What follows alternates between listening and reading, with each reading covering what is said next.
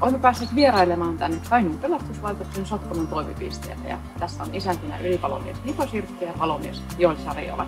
Mikäs on tämä teidän takananne oleva laite ja mistä olette sen saaneet? Joo, tässä meidän takana on tämä ilmatyynyalus ja se on tuolta Markkulaanin Vuokatti Aatelin omistama alus. No se on täällä paloaseman käytössä ollut heti miten 10 vuotta. Kerrotko vähän tarkemmin tuon laitteen toimintaperiaatteesta käytännössä? No tuo toiminta-ajatus perustuu tuohon, että tuo ilma menee tuonne potkurille, iso potkuri tuossa perässä ja se ohjautuu sitten tuolta rakenteita pitkin tuonne pusseihin, mitkä tuossa ilmatyynyaluksen sivussa näkyy. Ja se sitten puhaltaa sitä ilmaa tuonne aluksen alle ja se saapi sitten sen pysymään leijunnassa ilmassa ja sillä voidaan sitten ajaa kovalla maalla vedessä ja sitten tämmöisessä heikossa jäässä, missä ei sitten jäät vielä kestä.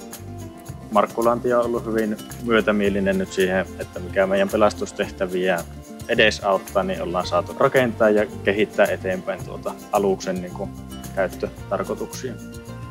No mitenkäs nyt on varmaan kuuminta sesonkia tuommoisen ilmatyynyaluksen käytölle, niin joko sitä on tälle talvelle tarvittu tosi toimissa?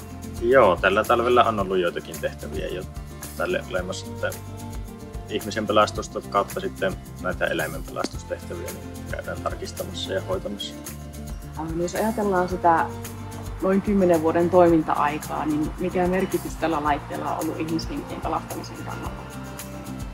No voipi sanoa jo, että on useita ihmishenkiä pelastettu. Että käytännössä joka talvi heikkojen jätteen aikaan niin tulee niitä tehtäviä meille. Varsinkin sitten näillä heikkojen jätteen aikaa, jos pintapelastaja lähtee tarkastamaan sitä tilannetta, niin se saattaa kestää se tarkastustehtävä useita tunteja. Kun taas sitten tällä ilmatyynyaluksen avulla, niin se saa huomattavasti nopeammin se koko alue tarkastettua. Ja siinä sitten samalla myös saadaan säästettyä sen pintapelastajan resursseja ja voimavaroja, että kun se on erittäin raskasta liikkua siellä heikoilla jäillä, niin sitten kun ilmatyynyaluksella päästään sinne pelastettavan asian lähelle, niin se sitten pintapelastaja on sillä täysissä voimissaan vielä sitten auttamassa. Kiitos vastuusta. Kiitos.